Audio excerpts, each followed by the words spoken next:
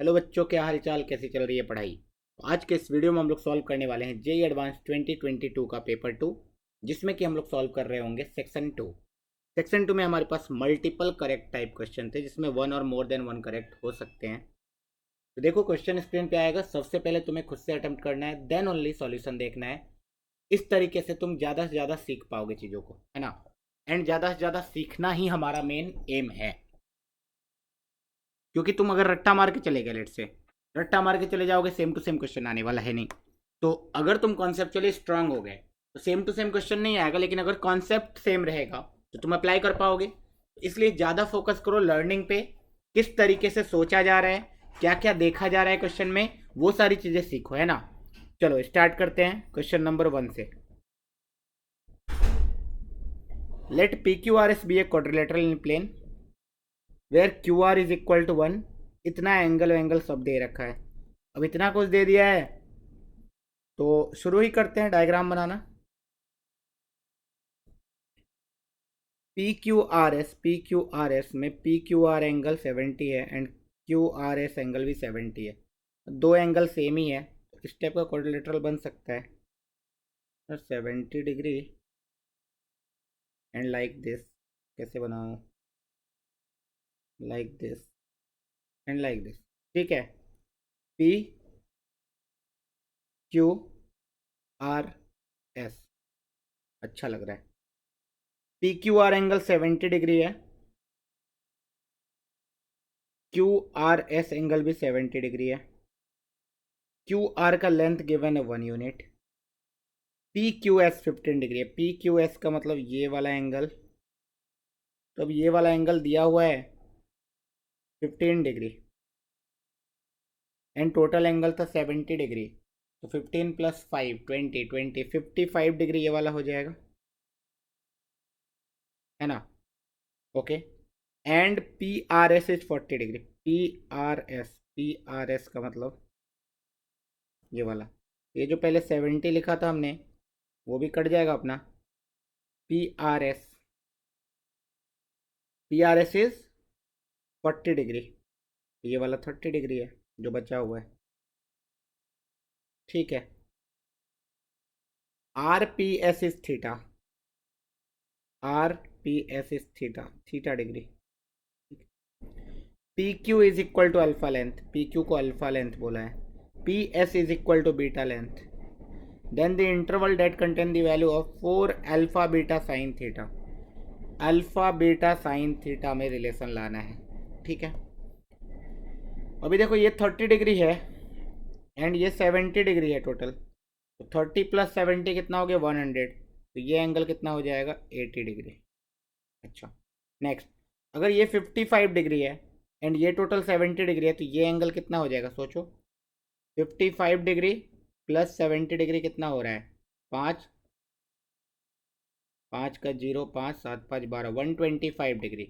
And total होता है 180 degree. तो 180 डिग्री में से 125 डिग्री माइनस कर देंगे तो बचेगा कितना? 55 डिग्री। तो ये एंगल भी हो गया तुम्हारा 55 डिग्री। इससे ये पता चला क्यू आर एस एक आइसोसेलेस ट्रायंगल है, तो एस आर का भी लेंथ 1 है। ठीक है। और कोई एंगल बच रहा है क्या जो नहीं पता है? ठीक है, ये एंगल बच रहा है, लेकिन ये एंगल निकालेंगे भी तो निकालेंगे कैसे? ये 15 डिग्री है, ये 80 डिग्री है, ये थीटा है, तो ये एंगल थीटा के टर्म में आ जाएगा। ठीक है, देखते हैं उसका यूज आ रहा है या नहीं। बाकी जो हमने कैलकुलेट करना था कर लिया। अब देखो, अल्फा वाले ट्राइंगल में अगर साइन रूल लगाएंगे तो कहीं थीटा नहीं है, लेकिन बीटा वाले ट्राइंगल में अगर साइन रूल लगाएंगे तो बीटा एंड साइन थीटा में एक रिलेशन आ जाएगा। कैसे? मैं beta upon sine 40 degree, beta upon sine 40 degree कौन से ट्राइंगल में देख रहा हूँ? पी एस आर में। पी एस आर ट्राइंगल को ध्यान से देखो। Beta upon sine 40 degree is equal to 1/sin θ degree. इसका मतलब beta into sine theta degree का वैल्यू तुरंत आ गया साइन 40 डिग्री। ये तो बहुत ईजी था। अभी अल्फा वाले में रिलेशन चाहिए, तो अल्फा वाले एंगल में तो ये 30 है। वी कैन क्लियरली से पी क्यू आर ट्राइंगल में अगर मैं जाऊँ तो अल्फा अपॉन साइन 30 डिग्री, इसकी वैल्यू नॉन क्वांटिटी 1 है, तो 1/sin 80 डिग्री के बराबर आएगी। एंड साइन 30 डिग्री तो अल्फा की वैल्यू आ गई sine 30 degree divide by sine 80 degree.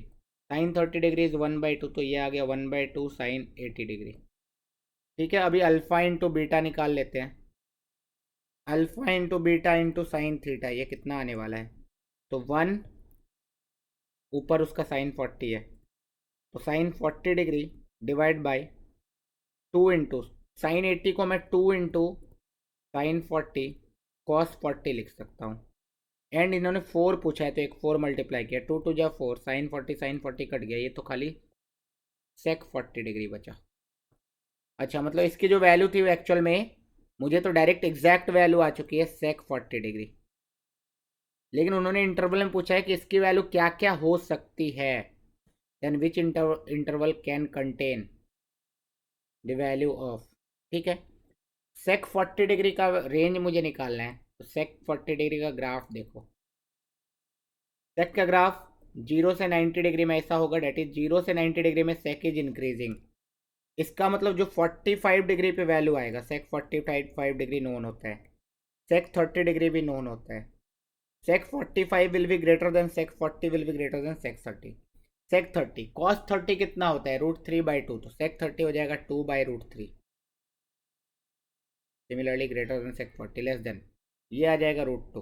तो √2 से तो छोटा वैल्यू एंड 2/√3 से तो पॉजिटिव है, तो 0 से √2 में तो आएगा ही।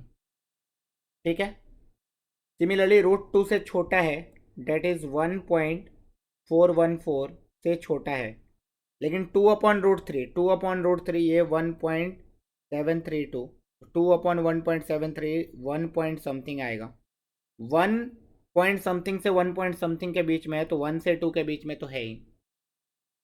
ठीक है, √3 डेट इज, ये तो बोल रहा है √2 से बड़ा, गलत आंसर। ये बोल रहा है 2 √2 से बड़ा, ये भी गलत आंसर। तो आंसर इधर क्या आ जाएगा? A and B. बस ये एस्टिमेशन करना था थोड़ा बहुत, एंड ये कॉन्सेप्ट जो यूज हो रहा था ये बहुत ही आसान यूज हो रहा था, है ना। नेक्स्ट क्वेश्चन देखो, देखने में बहुत ही खतरनाक क्वेश्चन है, लेकिन जब तुम क्वेश्चन पढ़ोगे, बोला लेट अल्फा, अल्फा कुछ तो है, जो अल्फा है वो मुझे नोन है, कैसे? साइन स्क्वायर π/6, साइन π/6 नोन होता है भाई, साइन π/6 होता है 1/2, 1/2 का स्क्वायर करेंगे 1/4, ये बेसिकली लिखा हुआ है 1/4 की पावर के, एंड के की वैल्यू 1 से इन्फिनिटी, ये तो इनफाइनाइट जीपी लिखा हुआ है। के इज इक्वल टू 1 डालेंगे तो 1/4 आएगा, के इज इक्वल टू डालेंगे तो 1/4 स्क्वायर आएगा, देन 1/4 का होल क्यूब आएगा, and so on. A divided by 1 minus r, 4 minus 1 3, 3/4 है ना, 3/4 तो 1/3। अल्फा की वैल्यू आ गई 1/3, अल्फा की वैल्यू आ चुकी है 1/3। इससे अब क्या पता चलेगा? Let g belongs to 0 to 1, 0 to 1 में एक फंक्शन डिफाइन किया है, ये सब चीज़ें नोट करने वाली होती है ना।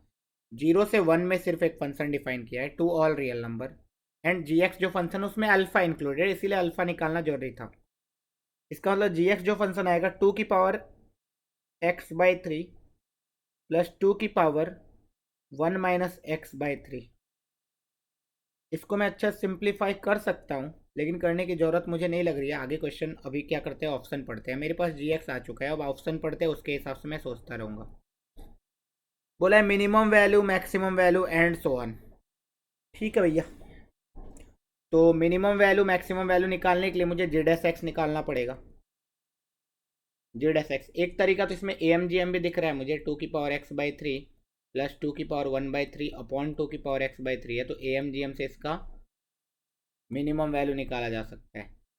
मैक्सिमम वैल्यू निकालने के लिए फिर हमें डिफ्रेंशिएट करना ही पड़ेगा, जब करना ही पड़ेगा तो मैं डिफ्रेंशिएट एक ही बार में क्यों ना कर दूँ।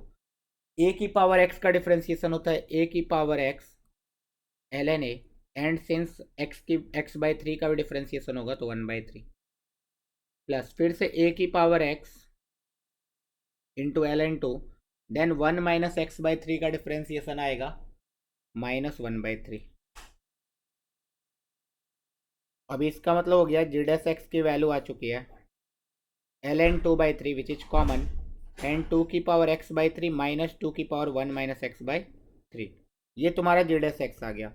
जेड एस एक्स को इक्वेट करो 0 से, जब 0 से इक्वेट करोगे तो 2 की पावर x/3 की वैल्यू आनी चाहिए 2 की पावर 1 माइनस एक्स बाई 3 के बराबर। पावर को दोनों इक्वेट कर देंगे, X by 3 is equal to आ जाएगा 1 माइनस एक्स बाई 3, यहाँ से 3 भी कट जाएगा, 2x की वैल्यू 1 आ जाएगी। दिस इंप्लाइज x की वैल्यू 1/2। 1/2 पे जी डैश एक्स अपना साइन चेंज करेगा, 1/2 1/2 एंड मुझे 0 से 1 में ही देखना है, उसके आगे पीछे देखना ही नहीं है।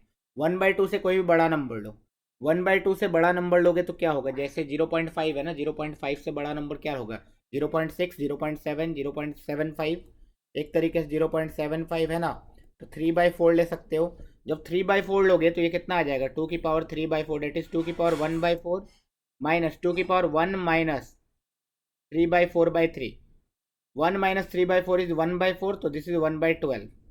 2 की पावर 1/4, 2 की पावर 1/12, ऑब्वियस सी बात है ये वैल्यू छोटी होगी, तो इधर पॉजिटिव इधर नेगेटिव, मतलब इधर डिक्रीज करेगा देन इधर इंक्रीज करेगा। मतलब एक बार छोटी वैल्यू भी लेके देख लो, 0.25 मतलब 1/4 लेके देख लो, तो ये बन जाएगा 2 की पावर 1/12 एंड उधर ऑब्वियस सी बात है बड़ा बन जाएगा, 1 माइनस 1/4 डेट इज 3/4, 1/4। हाँ ठीक है, नेगेटिव से पॉजिटिव। इसका मतलब एक मिनिमम वैल्यू आने वाला है which is at x is equal to 1/2। At x is equal to 1/2, g of 1/2 कितना आ रहा है, जी ऑफ 1/2 आ रहा है 2 की पावर 1/6 प्लस 1 माइनस 1/2, 1 माइनस 1/2 करेंगे तो कितना आएगा, 1/2, 1/2 का बाई 3 करेंगे तो 2 की पावर 1/6 ही आ जाएगा। दिस इज 2 इंटू 2 की पावर 1/6, मतलब 2 की पावर 1 प्लस 1/6 डेट इज 2 की पावर 7/6। तो मिनिमम वैल्यू 2 की पावर 7/6, हाँ एग्जैक्टली वही आ रहा है, ठीक है। उसके बाद मैक्सिमम वैल्यू के लिए मुझे देखना पड़ेगा या तो 1 पे वैल्यू चेक करना पड़ेगा या तो 0 पे। जब x की वैल्यू मैं 0 डालूंगा तो जी ऑफ 0 कितना आ रहा है मेरा, जी ऑफ 0 आ रहा है 2 की पावर 0 1 प्लस 2 की पावर 1/3 एंड जी ऑफ 1 में अगर निकालूँ तो जी ऑफ 1 कितना आ रहा है मेरा, जी ऑफ 1 आ रहा है 2 की पावर 1/3 प्लस 2 की पावर 0 डेट इज 1। दोनों सेम वैल्यू आ गए, इसका मतलब मैक्सिमम 2 बार अटेंड करेगा एंड 0 एंड 1 दोनों पे इंक्लूडेड है, तो मैं बोल सकता हूँ मैक्सिमम वैल्यू ये आने वाली। अब बोला the function g x attends its maximum value at more than 1 point, एकदम करेक्ट बात बोल रहा है, दो जगह आ गया। The g x attends its minimum at more than 1 point, ये गलत बात है, एक ही जगह मिनिमम आया 1/2 पे। आसान क्वेश्चन था एओडी का एंड थोड़ा सा सिक्वेंस एंड सीरीज को मिक्स किया था। आई होप तुम्हें हर चीज़ समझ में आया होगा एंड जो चीज़ें मैं डिस्कस कर रहा था मैं भी थोड़ा सा स्पीड डिस्कस कर रहा था, लेकिन तुम्हें समझना था क्योंकि वो इजी क्वेश्चन था तो स्पीड। अब इस क्वेश्चन को देखो, ये क्वेश्चन अच्छा क्वेश्चन है, आउट ऑफ द ब्लू ये क्वेश्चन आ गया है, ठीक है। क्या बोलना चाह रहा है वो देखो, बोला जेड बार कॉम्प्लेक्स कॉन्जुगेट डिनोट कर रहा है एक कॉम्प्लेक्स नंबर जेड का, वो हमें मालूम है। If Z is a non zero complex number, Z एक complex number which is non zero, for which both real and imaginary part of this complex number, ये एक कोई कॉम्प्लेक्स नंबर है, मतलब जेड बार का होल स्क्वायर प्लस 1/z² निकालेंगे तो एक कॉम्प्लेक्स नंबर आएगा, लेट से डब्लू। वो जो कॉम्प्लेक्स नंबर आएगा ना, वो लेट से a प्लस आयोटा भी आया, तो उसने बोला a and b are integer, ठीक है। Then which of the following are the possible value of mod z, mod z की कौन कौन सी पॉसिबिलिटी हो सकती है, बाप रे कुछ भी इंफॉर्मेशन नहीं दिया है, खतरनाक क्वेश्चन।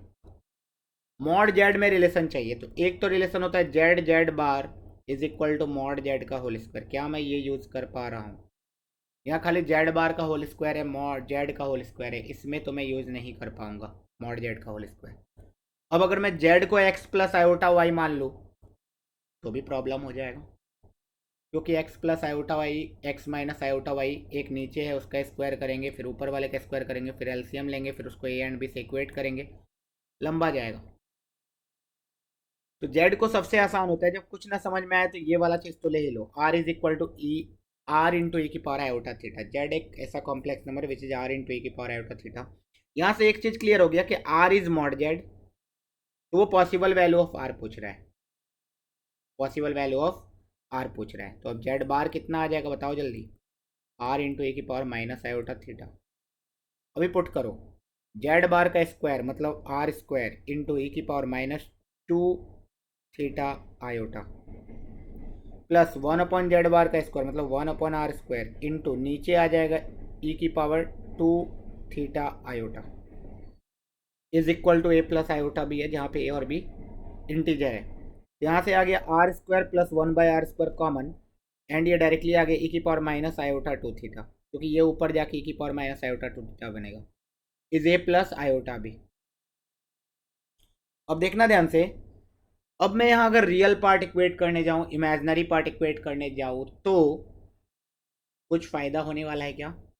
उल्टा आर एंड कॉस थीटा दो अलग अलग वेरिएबल आ जाएंगे, एंड ए और बी अलग से एक वेरिएबल है, एंड अल्टीमेटली थीटा को एलिमिनेट करने के लिए cos square theta plus sine square theta 1 करेंगे ही। जब cos square theta plus sine square theta 1 करने ही वाले हैं, क्योंकि ultimately we know only something about a and b which are integers, and we have to find the value of r, तो theta का तो कोई रोल प्ले है ही नहीं, and ultimately we are going to apply cos square theta plus sine square theta is equal to 1, ताकि we can get a relation between r and a and B.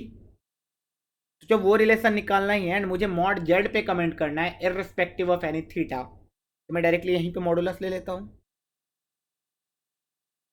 इससे इसका तो मॉडुलस आ गया r/1/r² का mod, और इसका mod आ गया √a² plus b²। अभी दोनों साइड स्क्वायर कर दो, a² plus b² plus 2ab is equal to a² plus b²। a² plus b² integer है, यहाँ तक तो हमने कर लिया। अब इसके बाद समझने में थोड़ा प्रॉब्लम है, अब ऑप्शन देखते हैं। ऑप्शन देखा तो आर की वैल्यू निकाल रहे हैं ना, आर की पॉसिबल वैल्यू तो 1/4 1/4 1/4 है, एंड आर की पावर 4 आ चुका है। दिस मीन्स आर की पावर 4 एक क्वाड्रेटिक आएगा, आर की पावर 4 का whole square plus 1 plus 2 minus a² minus b² into are की पावर 4 इज इक्वल टू 0। ऐसा लिख सकता हूँ मैं, ये आ गया आर की power whole square minus a² plus b² minus 2 into are की power 4 plus 1 is equal to 0। मैंने माइनस साइन कॉमन ले लिया इधर। अब यहाँ से आर की पावर 4 निकालते हैं, आर की पावर 4 आएगा minus of b that is a² plus b² minus 2 plus minus √b² that is a² plus b² minus 2 का whole square minus 4ac divide by 2a, and then मैं जब are की value निकालने जाऊँगा तो वो आ जाएगा a² plus b² minus 2 plus minus जो भी यहाँ आएगा उसी का स्क्वायर माइनस 4/2 की power 1/4। Since r is positive तो प्लस माइनस नहीं लेंगे, सिर्फ 1/4 कर दिया।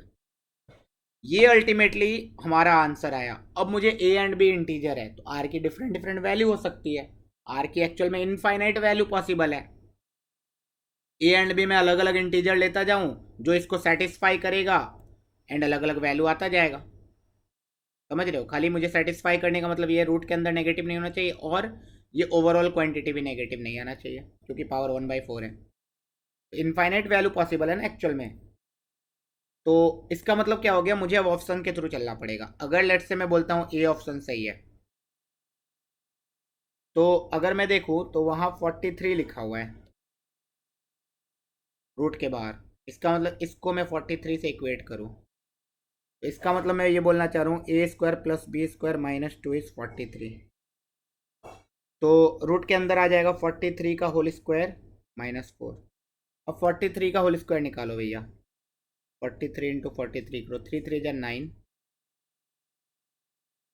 ठीक है, 3 चौके 12 का 2 हासिल 1, 12 ही ले लो, 4 3 जा 12, 12 का 2, 4 चौके 16 1 17, 9 4 8 1, 1849 माइनस 4 करेंगे तो 1845 आया, 1845 रूट के अंदर।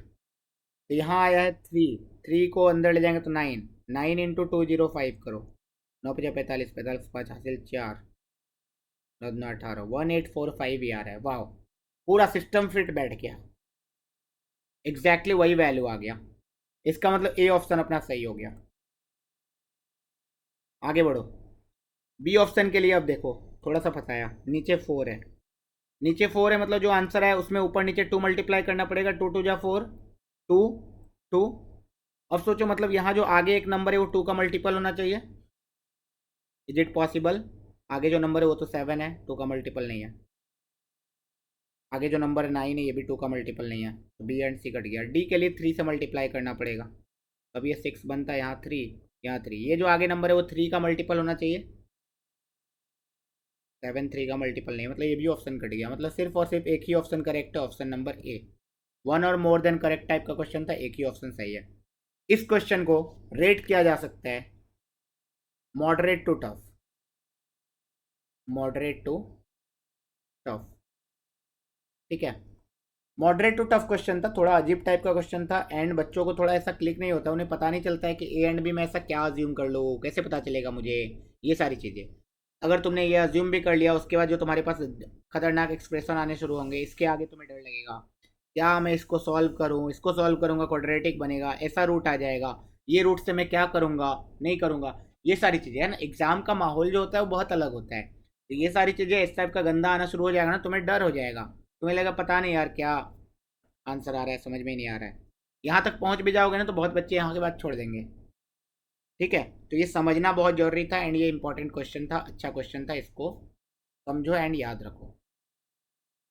आगे बढ़ते हैं नेक्स्ट क्वेश्चन पे। बोला let g be a circle of radius r. जब इस सर्कल वर्कल पढ़ते हैं तो लगता है क्या, कोऑर्डिनेट ज्योमेट्री के सर्कल का क्वेश्चन है। जी एक सर्कल है जिसका रेडियस आर है। Let G1 G2 G3 Gn be n circle of equal radius R small R. इसका रेडियस तो कैपिटल आर है, इसके बाहर जो सर्कल है, suppose each n circle G1 G2 G2 touches G externally सबको, एंड सारे के सारे G1 Gi touches Gi+1 externally, मतलब ऐसा सीन है।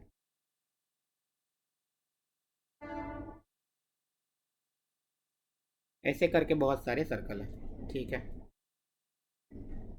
Then which of the following statement, देखो कैपिटल आर स्मॉल आर में रिलेशन पूछा है एन की अलग अलग वैल्यू के लिए। कैपिटल आर स्मॉल आर में रिलेशन कहाँ से आएगा वो तुम्हें सोचना था बस।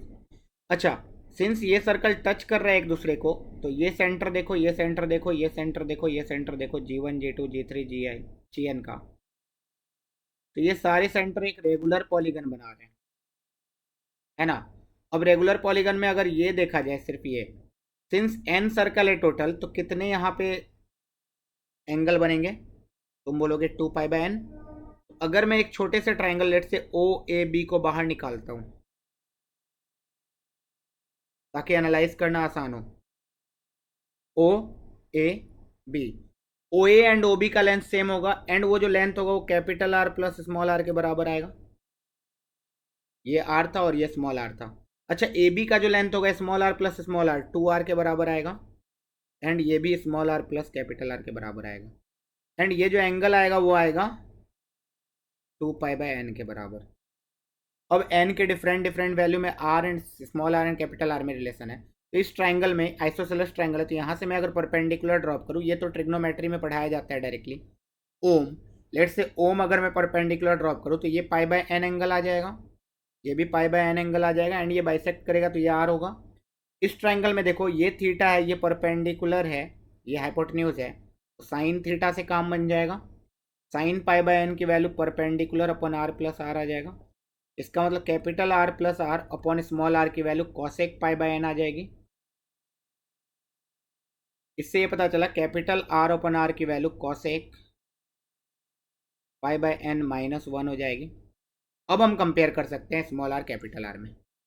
उन्होंने बोला एन की वैल्यू अगर 4 रखें, एन की वैल्यू 4 रखेंगे तो capital are upon small R cosec π/4, cosec π/4 कितना होता है, √2, दिस इज √2 -1, कैपिटल आर की वैल्यू √2 -1 इंटू स्मॉल आर आ जाएगी, इक्वल टू के बराबर आएगी। यहाँ पे इनइक्वालिटी दिया है, ऑप्शन ए नंबर गलत है। अब एन की वैल्यू 5 डालो, एन की वैल्यू जब 5 डालेंगे तो कॉस एक कॉसेक π/5 आएगा -1। अभी देखो कॉसेक π/5,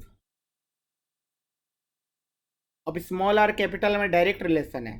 डायरेक्ट रिलेशन मतलब मैं खाली ये पता कर लूँ कि if this is greater then 1 और लेस देन 1, तो हम डायरेक्ट रिलेशन पता कर सकते हैं। उसके लिए मुझे वैल्यू पता करना पड़ेगा कॉसेक π/5। अच्छा, cosec theta is always greater than 1, मतलब cosec theta is first quadrant में अगर बात करें π/5 से, कॉसेक थीटा का मैं ग्राफ बनाऊँ तो 0 से π/2 में अगर ग्राफ बनाओगे तो ऐसा कुछ ग्राफ बनेगा, है कि नहीं। एंड π/5 तो इधर है, ऑब्वियस सी बात है ये 1 से बड़ा है। अच्छा, ये 1 से तो बड़ा है, ग्रेटर देन 1 है, लेकिन क्या 2 से बड़ा है, हमें ये सोचना पड़ेगा। अगर ये 2 से बड़ा होगा तो 2 minus 1, 2 point something minus 1 will be greater then 1। अभी 1 से बड़ा है तो मुझे पता है पॉजिटिव है। 2 कितने पे आता है पहले वो देख लो। 5/6 पे एग्जैक्टली 2 आता है। 5/5 एंड 5/6 में कौन आगे होगा? जिस पे बेस बड़ा, डेनोमिनेटर बड़ा, वो पीछे। 5/6 पे वैल्यू 2 आया होगा, तो 5/5 पे वैल्यू उससे कम आया होगा, 2 से कम। इसका मतलब ये वैल्यू लेस देन 1 है। अगर लेस देन 1 है तो आर की वैल्यू, आर स्मॉल आर की value is greater then capital R हो जाएगी। ये तो गलत बात है फिर। ओके, सी एंड डी के लिए एन इज इक्वल टू 8 रखा, एन इज इक्वल टू 8 रखा, मतलब कॉसेक पाई बाय 8। ठीक है, cosec pi by 8 minus 1 is equal to capital r by small r. अब सोचो पाई बाय 8, यहाँ पे √2 माइनस 1 भी है, √2 माइनस 1, मतलब √2 तो हमारा आएगा पाई बाय 4 पे। पाई बाय 4 पाई बाय 8 में कंपेरिजन कर लो, पाई बाय 4 पाई बाय 8 में कंपेयर कर लो, क्या होने वाला है? ऐसे सोचो, पाई बाय 8 इधर है, पाई बाय 4 इधर है, पाई बाय 4 डालेंगे तो √2, एंड पाई बाय 8 डालेंगे तो √2 से बड़ा। तो अगर मैं देखूं कि cosec pi by 8 will be greater then cosec pi bye 4, I can से। अच्छा, इसका मतलब cosec pi by 8 is greater than √2, दोनों साइड -1 तो कर ही सकते हैं। Cosec pi by 8 minus 1 is greater than √2 minus 1। अच्छा, इसका मतलब मैं बोल सकता हूँ आर अपॉन आर, ये जो है, is greater than √2 minus 1। Since ये पॉजिटिव है तो r is greater than √2 minus 1 into small r, r is greater than √2 minus 1 into small r. C option correct हो गया। एन को 12 डालना है भाई, 12 डालो यार। Capital are upon small r is equal to cosec pi by 12 minus 1। Cosec pi by 12 15 degree, cosec 15 degree. अब 15 degree निकालो, मेहनत करो। कॉसेक 15 डिग्री मतलब साइन 15 डिग्री निकालो ना, उसी का रेसिप्रोकल ले लेंगे। Sine 15 degree sine 45 degree minus 30 degree. This is equal to sine a cos b minus cos a sine b. तो यार है √3 माइनस 1 अपॉन 2√2। तो आई कैन से √3 माइनस 1 अपॉन 2√2 माइनस 1। तो √3 minus 1 minus 2√2 upon 2√2 is equal to capital are upon small r आने वाला है। ठीक है, अब उन वैल्यू को देखो, √2 इंटू √3 प्लस 1 है, √2 इंटू √3 प्लस 1,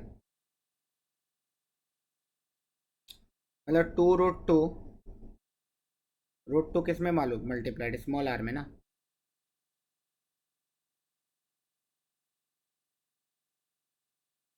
इस वैल्यू को देखना पड़ेगा ना हमें, मतलब यहाँ पे मैं देखूँ, ये लिखा है √2 इंटू √3 प्लस 1, है ना, √2 इंटू √3 प्लस 1। तो यहाँ तो मेरा कुछ और ही आ रहा है, अरे मैंने गलत किया ना, वो तो साइन 15 डिग्री का वैल्यू आया, कॉसेक 15 डिग्री निकालना है मुझे। Cosec 15 degree will be equal to 2√2 upon √3 minus 1, और एक माइनस 1 ऑलरेडी है, 2√2 minus √3 plus 1 upon √3 minus 1 is equal to capital are upon small r. ठीक है, अब देखो ध्यान से, capital are upon small are की वैल्यू आ गई है। अभी मैं यहीं रख के करूँगा सॉल्व, ताकि मैं रिलेट कर पाऊँ। Capital are upon small are की वैल्यू आ चुकी है, capital are upon small are की वैल्यू आई है 2√2 2√2 माइनस √3 प्लस 1 अपॉन √3 माइनस 1। ठीक है, √3 प्लस 1 से मल्टीप्लाई डिवाइड कर दो, √3 प्लस 1 से मल्टीप्लाई डिवाइड कर दो। इसको पहले ही रैशनलाइज कर सकते थे क्या? और सिंप्लीफाई हो जाता है ये। 2√2 रहने दिया, √3 - 1 रहने दिया, √3 + 1 से मल्टीप्लाई डिवाइड कर दिया तो नीचे आ गया 3 - 1 2, 2 से 2 कट गया, ये बन गया √2 × √3 + 1। हाँ यार, पहले ही कर सकते थे, तो इतना माथा पे चाहिए नहीं करते। √2 × √3 + 1 -1 है ना, ये आ गया तुम्हारा। अब देखो भैया, √2 × √3 + 1, अब जो r/r की वैल्यू है ना, r/r की वैल्यू, ये कोई नंबर है उसमें से एक कम है, तो अगर मैं √2, मैं इसे बोलूँ r/r की वैल्यू +1 करेंगे तो ये आएगा √2 × √3 + 1। इसका मतलब अगर मैं इस वैल्यू को हटा देता हूँ, देखो r/r एक वैल्यू है k, उसमें जब मैं 1 ऐड करता हूँ तब इसके बराबर होता है, तो k की वैल्यू पक्का से छोटी होगी, है ना। तो यू कैन से, भाई यहाँ भी एक ही ऑप्शन करेक्ट दिख रहा है मुझे, तो मुझे डी ऑप्शन फिर से गलत होता हुआ दिख रहा है। आई कैन से आर की value is less than √2 × √3 + 1 r. Sign उल्टा होना चाहिए ना, डी ऑप्शन गलत हो गया, तो खाली ऑप्शन सी सही हुआ यहाँ पे। अब देखो 1 और मोर देन 1 करेक्ट में दो दो क्वेश्चन ऐसा आ गया जिसमें एक ही आंसर करेक्ट है, लेकिन ये क्वेश्चन जो है बहुत अच्छा क्वेश्चन है, यहाँ कम सोचना है तुम्हें, लेकिन उसके बाद जो कंपैरिजन है ना, कंपैरिजन, ये 4 ऑप्शन, ये बहुत मस्त है, मजा आ जाएगा, है ना। तो कैसे रिलेट करोगे नहीं करोगे ये सारी चीजें। अभी अपने पास 2 क्वेश्चन और बचा हुआ है, एंड ये जो 2 क्वेश्चन है ना, ये बहुत खतरनाक क्वेश्चन है, दोनों के दोनों।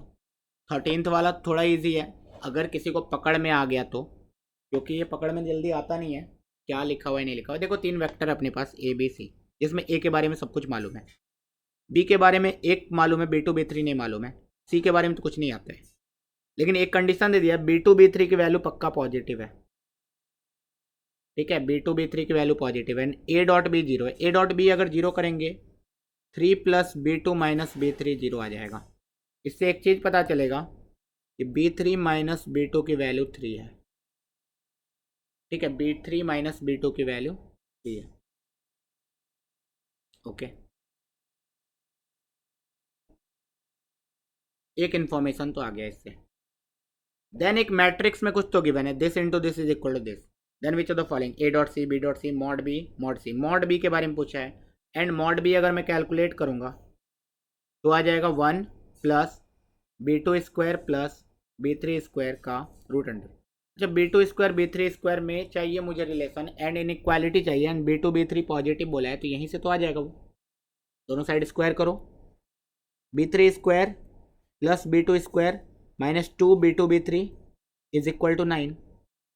तो अगर B2² + B3² is equal to 9 + 2 B2 B3, दोनों साइड 1 ऐड करो, तो यू कैन से कि 1 + B2² + B3² will be equal to 10 + 2 B2 B3। Root ले लो दोनों साइड, रूट क्यों लिया, अब ये mod B बन गया, mod B की वैल्यू 10 + 2 टाइम्स B2 B3 है। अच्छा B2 B3 तो पॉजिटिव नंबर है, तो ये तो √10 से बड़ा ही होगा, सी ऑप्शन सही हो गया। मतलब इतना इन्फॉर्मेशन, सी ऑप्शन तो अपना आ गया। नेक्स्ट, बाकी सारे ऑप्शंस इससे तो नहीं आएंगे, क्योंकि मॉड सी निकालूंगा तो C1 C2 C3 का स्क्वायर आ जाएगा, उसमें कोई इनइक्वालिटी जनरेटेड नहीं है। A.C कैसे निकालूंगा मैं, A.C निकालूंगा उसमें भी C1 C2 C3 आ जाएगा, B.C निकालूंगा उसमें C1 C2 B1 B2 सब आ जाएगा, और इनइक्वालिटी नहीं है, वहाँ इक्वालिटी है। इसका मतलब अब इस मैट्रिक्स का यूज करना है। इस मैट्रिक्स को ध्यान से देखो, इस साइड क्या लिखा हुआ है, इस साइड जो लिखा है ना, बहुत non quantity must, 3 - C1 1 - C2 -1 - C3, ये तो ए वेक्टर, अगर मैं आई कैप जे कैप लगा दूं, आई कैप जे कैप के कैप, तो A vector B vector A - B C vector type लिखा हुआ है कुछ। तो पहले मैं क्या करता हूँ ना, इस मैट्रिक्स को मल्टीप्लाई करता हूँ, इसको मैं हटा देता हूँ अब, एंड उस मैट्रिक्स को मल्टीप्लाई करता हूँ मैं। जब मैं मल्टीप्लाई करूँगा तो क्या आएगा, दो मैट्रिक्स मल्टीप्लीकेशन है, row column, 0 × 1 0 -B2 C3 + B3 C2, इसकी वैल्यू आने वाली है 3 - C1। ठीक है। ऐसे ही C3 × 1 0 × B2 minus C1 × B3 is equal to आने वाला है 1 - C2। Similarly -C2 × 1 plus C1 × B2 plus 0 is equal to आएगा -1 - C3। अगर मैं हर जगह आई कैप जे कैप के कैप यूज करूँ एंड देन ऐड कर दो इन सबको, तो यहाँ तो पक्का मुझे a vector minus c vector लिखा हुआ है, इधर तो दिख रहा है। अब ये जो कुछ है तो यहाँ तुम्हें क्लियरली दिखना चाहिए, या तो बी क्रॉस सी लिखा है या सी क्रॉस बी लिखा है, किसी एक को चेक करो। अगर तुम लेट से बी क्रॉस सी को चेक करते हो कि मान लेते हैं बी क्रॉस सी लिखा है, तो जब मैं बी क्रॉस सी करूँगा आई कैप जे कैप के cap 1 B2 B3 C1 C2 C3, आई कैप के साथ क्या आएगा B2 C3 minus B2 C3 minus B3 C2, उल्टा आ गया जस्ट, इसका जस्ट नेगेटिव आ गया ना। B3 C2 के साथ प्लस है, यहाँ माइनस है, और यहाँ इसके साथ माइनस है, वहाँ प्लस है, जस्ट इसका उल्टा आ गया। इसका मतलब ये B क्रॉस C नहीं लिखा हुआ है, ये C क्रॉस B लिखा है। अच्छा, तो यहाँ से एक वेक्टर का रिलेशन आ गया, C cross B is equal to A minus c vector. अब उन्होंने A डॉट बी भी 0 दे रखा है, तो मैं क्या करता हूँ डॉट विथ B ले लेता हूँ। डॉट विथ B लूंगा तो इधर क्या आ जाएगा B dot C cross B, ये तो 0 हो जाएगा, box product is equal to A dot B minus A dot C। A dot B 0 given है, इसका मतलब A डॉट C तुम्हारा 0 आ जाएगा। A डॉट C 0 आ गया तो ऑप्शन ए सही हो गया। अभी मैं क्या करता हूँ डॉट विथ सी ले लेता हूँ, डॉट विथ सी लूंगा तो फिर से इस टाइप से 0 आ जाएगा, उधर आ जाएगा A dot c minus c dot c. C dot c का मतलब मॉड सी का whole square is equal to 0, इसका मतलब मॉड सी का whole square is equal to A dot c, यहीं से ऑफ सब्स्टिट्यूशन। अब इसने बोला है A डॉट सी, अच्छा अरे यार मैंने यहाँ गलत कर दिया ना, A डॉट बी है ना ये, मतलब B डॉट सी है, B डॉट सी, तो B डॉट सी 0 है, B डॉट सी 0, इसका मतलब B option 0। A dot C तो नॉन जीरो आ गया, A dot C is mod सी का whole square and mod C is not zero, क्योंकि उसने बोल दिया A B C are unit vector, तो मॉड तो उसका 0 है नहीं, इसका मतलब ए ऑप्शन गलत है। और बचा मॉड सी, मॉड सी को कंपेयर करने के लिए यहीं से कर लेंगे। A डॉट सी में ए तो मुझे मालूम ही है, तो इसको मैं बोल सकता हूँ mod a mod c into cos theta, angle between the, और ये मॉड सी का होल स्क्वायर, एक मॉड सी एक से मॉड सी कट गया, मॉड सी की वैल्यू आ गई मॉड ए की वैल्यू निकालो, मॉड ए की वैल्यू निकालोगे ना तो 9 + 1 + 1 √11 आ जाएगा, जो वहाँ उन्होंने बोला है। तो this is √11 cos theta, and मुझे मालूम है this is less than equal to √11, तो आई कैन से मॉड सी की वैल्यू लेस देन इक्वल टू √11 होगी, क्योंकि cos थीटा की वैल्यू लेस देन इक्वल टू 1 होती है। तो बस इस क्वेश्चन का मेजर जो इंपॉर्टेंट ये था, पार्शियल मार्किंग के लिए यहाँ तो तुम एक क्वेश्चन टिक कर ही सकते थे अगर तुम्हें मैट्रिक्स वैट्रिक्स समझ में नहीं आ रहा कि ये क्या लिखा है, लेकिन सबसे मेजर जो था मस्त चीज़, उन्होंने क्रॉस वेक्टर और ये जो वेक्टर इक्वेशन था उसको मैट्रिक्स के फॉर्म में दे के रखा था। जब मैट्रिक्स के फॉर्म में दे के रखा था वेक्टर इक्वेशन, तो ये वाला चीज़ आइडेंटिफाई करना ना बहुत डिफिकल्ट होता है बच्चों के लिए, ठीक है। And last question differential equation given है, देखने में बहुत सिंपल लग रहा है, let y is the solution of differential equation. Y x के बारे में कमेंट करना है, मतलब वाई एक्स तो पहले निकालना ही पड़ेगा, जब वाई एक्स निकालने जाएंगे तो ये जो डिफरेंशियल इक्वेशन है ये बहुत खतरनाक है। क्यों खतरनाक है, ये लीनियर डिफरेंशियल इक्वेशन डायरेक्टली दिख रहा है, इसका इंटीग्रेटिंग फैक्टर निकालोगे तो e की पावर 12 dx इंटीग्रेशन आएगा, डेट इज e की पावर 12x इंटीग्रेशन आएगा, इंटीग्रेशन। तो फाइनल आंसर लिखने जाओगे तो y इंटू ई की power integrating factor is equal to integration qx, that is integrating factor into cos pi x by 12। अब ये जो इंटीग्रेशन है ना, जिसको डायरेक्टली फॉर्मूला याद है तो उसके लिए सही है, लेट से जिसको फॉर्मूला याद है e की power ax into cos b x, इसका जो इंटीग्रेशन होता है वो शायद e की power ax upon a square plus b square into a cos b x plus b cos a x, ऐसा कुछ आता है, b साइन ए एक्स ऐसा कुछ आता है, ठीक है। मुझे भी एग्जैक्टली याद नहीं है, क्योंकि यार मतलब इस चीज़ पे ज़्यादा फोकस करते नहीं हम लोग, जब इंटीग्रेशन ये सब पढ़ाते हैं तो ये वाला इंटीग्रेशन हम लोग सोच के रखते हैं कि ये आएगा नहीं, और आएगा तो बाई पार्ट्स लगा लेंगे। तो बाई पार्ट्स लगाएंगे, बाई पार्ट्स में डायरेक्टली इसमें लगा लूँ या मैं ए एंड बी लेके लगा लूँ एंड देन बाद में ए एंड बी को सब्सटीट्यूट कर दूंगा। तो मुझे लग रहा है ए एंड बी पे लेके लगा लूँ। I is equal to integration e की पावर ए एक्स, मान लो कॉस बी एक्स, इसको इंटीग्रेट करना है तुम्हें। बाई पार्ट्स लगेगा, कैसे पता चलेगा बाई पार्ट्स लगेगा? भाई एनसीईआरटी में गिवन है, दो अलग अलग टाइप के फंक्शन है, अलग अलग जोनर के, तो बाई पार्ट्स लगेगा। फर्स्ट फंक्शन सेकंड फंक्शन किसको मानेंगे? तो बताया जाता है जिसको इंटीग्रेट करना आसान है उसको सेकंड फंक्शन मानो। तो ऑब्वियस सी बात है मैं इसको सेकंड फंक्शन मानूंगा, इसको फर्स्ट फंक्शन मानूंगा, देन इंटीग्रेशन लगा दूंगा। First function as it is, integration of second function e की power a x upon a, है ना, माइनस फर्स्ट फंक्शन का डिफरेंशिएशन, कॉस का डिफरेंशिएशन आएगा sine b x with negative sign, तो minus minus plus into b, and e की power a x का integration आएगा दिस, इसका ओवरऑल इंटीग्रेशन।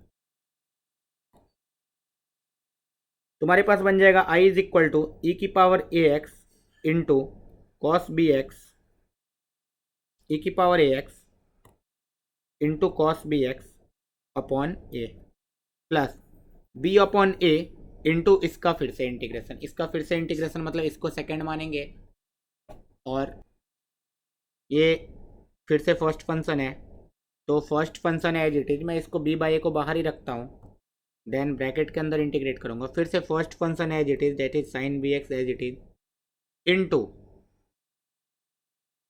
ई की power a x upon a, minus sine का differentiation cos, cos b x into b into ई की power a x upon a, integration, ये बन गया।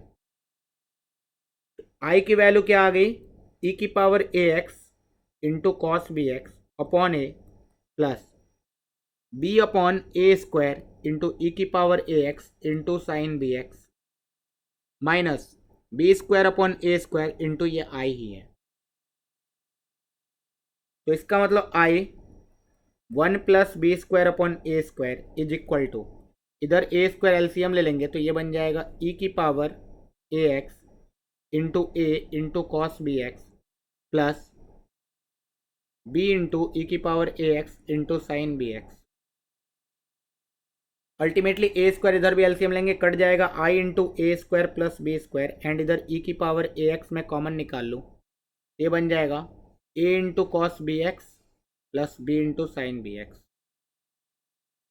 एंड अल्टीमेटली आई की जो वैल्यू आ जाएगी वो आ जाएगी ई की power a x upon a square plus b square times a cos b x plus b sine b x. ठीक है, तो आई की वैल्यू ये आ गई। अच्छा, मैं होता तो क्या करता? अगर मेरे पास टाइम होता तो इस क्वेश्चन को मैं सॉल्व करता, नहीं टाइम होता तो छोड़ देता। अब तुम्हें क्या करना है कि भाई अगर तुम्हें नहीं समझ में आया तो इसको रिपीट कर लेना। अब तुम्हें क्या करना है भाई, ई की पावर 12x एंड ये सब में तुम्हें क्या करना है, बस ए एंड बी की वैल्यू डाल देनी है। Ultimately you will get y into ई की power 12x is equal to e की power a x upon a square 144 plus b square pi square upon 144 into a cos b x, a cos b x that is pi x by 12 plus a cos b x वही आया ना, plus b sine b x, B मतलब pi by 12 into sine b x pi x by 12, ये integration आएगा plus some constant. अब यहाँ से मैं ई की पावर 12x हटा भी देता हूँ, तो y की अल्टीमेटली वैल्यू कितनी आ जाएगी देख लो, ग्रीन कलर से लिखेंगे। y की अल्टीमेटली वैल्यू आएगी, ये तो कांस्टेंट हो जाएगा सम कांस्टेंट के जो कि नोन है, into 12 cos pi x by 12 plus pi by 12 sine pi x by 12 plus c into ई की पावर -12x। अच्छा, अभी उन्होंने बोला y इज इक्वल टू 0 पे, x इज इक्वल टू 0 पे y 0, x is equal to 0 पे y 0, k into cos 0 1 होता है तो इधर 12 आ जाएगा, वो 0 हो जाएगा, प्लस c आ जाएगा। दिख रहा है c की वैल्यू कितनी आ गई, -12k। ओके, इसका मतलब y तुम्हारे पास एक प्यारा सा फंक्शन आएगा, y is equal to some k into 12 times cos pi x by 12 plus pi by 12 sine pi x by 12 minus 12k into ई की power minus 12x. Okay, now we can see a cos theta b sin theta. This is a periodic function. This is non-periodic function. ठीक है, अब देखते हैं. अब increasing decreasing का बात कर रहा है. y एक्स इज इंक्रीजिंग खत्म, y एक्स इज डिक्रीजिंग खत्म. ऐसा क्यों नहीं होगा? क्योंकि इंक्रीजिंग डिक्रीजिंग मोनोटोनिक थोड़ी है. y डैश एक्स निकाल लो चाहे कुछ करो, लेकिन तुम्हें पता है ना पीरियोडिक फंक्शन है तो ऐसे रिपीट तो होगा ही. तो भाई भले एक दूसरा नॉन पीरियोडिक, लेकिन वैल्यू तो रिपीट होगा ना. तो इसका मतलब इंक्रीजिंग डिक्रीजिंग तो होगा नहीं. फिर बोला y x is a periodic function. नहीं, ये भी ऑप्शन गलत हो गया. ऐसा कैसा ऑप्शन देता है? तो भाई अगर 3 ऑप्शन रिजेक्ट हो गया इंटीग्रेशन करने के बाद, तो सी ऑप्शन टिक कर देंगे, पहली बात तो. और इस बार ऐसा तीसरा क्वेश्चन है जिसमें एक ही आंसर करेक्ट है, लेकिन अगर सी ऑप्शन चेक करना है तो कैसे करेंगे? बोला there exist a real number beta such that the line y is equal to beta intersect the curve this at infinitely many point. मतलब y is equal to beta को इस curve के साथ सॉल्व करना है. तो we can see 12 into k into ई की power minus 12x plus some beta will be equal to k into some periodic function. इसको मैं साइन ऑफ सम एंगल में या कॉस ऑफ सम एंगल में तो रिड्यूस कर ही सकता हूं. ओके, अभी मुझे इसको सॉल्व करना है. Beta is a constant value. सोचो, ये एक पीरियोडिक फंक्शन है जो बार बार कहीं ना कहीं ऐसे ऐसे रिपीट हो रहा होगा. ओके, तो मैं सोच लो. अच्छा, e की पावर माइनस प्लस ई की पावर माइनस थीटा ऐसे ग्राफ बनता है, एंड उसमें कुछ बीटा बीटा ऐड कर दिया तो ऊपर नीचे हल्का शिफ्ट होगा. क्या दिख रहा है तुम्हें? क्या दिख रहा है भाई? दिख रहा है ना? दिख रहा है कि इनफाइनेटली मैनी पॉइंट पे इंटरसेक्ट करेंगे दोनों. इनफाइनेटली मैनी पॉइंट पे इंटरसेक्ट करेंगे दोनों. C option is the correct option. Question बहुत तगड़ा था, क्वेश्चन बहुत तगड़ा था. यहाँ पे हमने सेक्शन 2 को कंप्लीट कर लिया, मल्टीपल करेक्ट टाइप. अब हमारे पास टोटल सिर्फ 4 ही क्वेश्चन बचे हुए हैं जो सिंगल करेक्ट टाइप के थे. नेक्स्ट पार्ट में हम वो 4 क्वेश्चन करेंगे एंड वहाँ पे हमारा जेईई एडवांस पेपर 2 खत्म हो जाएगा. आई होप तुम्हें समझ में आया होगा हर चीज़. अगर समझ में आ गया है, सब कुछ अच्छा लग रहा है, तो लाइक करो, शेयर करो दोस्तों के साथ एंड सब्सक्राइब जरूर करो. उससे एक मोटिवेशन मिलता है. इस तरीके के वीडियो और भी लाता रहूँगा एंड जितने भी प्रीवियस ईयर क्वेश्चन है ना, सारे के सारे इस चैनल पे ला के डाल दूंगा मैं. ठीक है, पढ़ते रहो, मचाते रहो. All the best.